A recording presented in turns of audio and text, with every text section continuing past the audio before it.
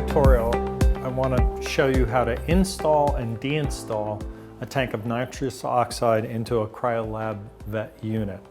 So in the box where you received your tank of nitrous oxide, you'll notice that it already has a return label on the outside.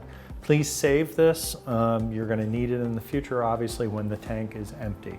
Now the tank itself, you'll see, has a yellow cap on it to signify that it's a brand new tank. You want to remove this from the tank itself. Now I'm going to turn around the CryoLab so you can see what's happening. You'll notice that there's a lever here, and the lever can flip up or down. It should be in the down position.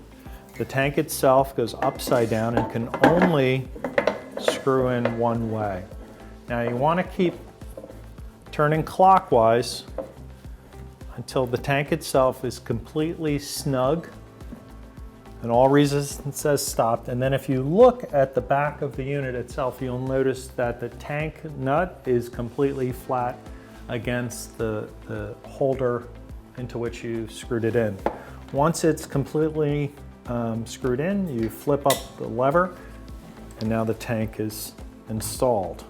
From here, it's simply turning on the unit and getting ready to operate.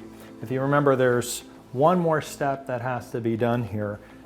Inside the box with the tank was what looks like a knob and a small dot on it, which is a magnet.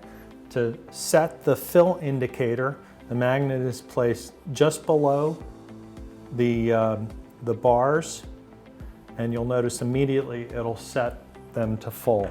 The unit's now ready to operate.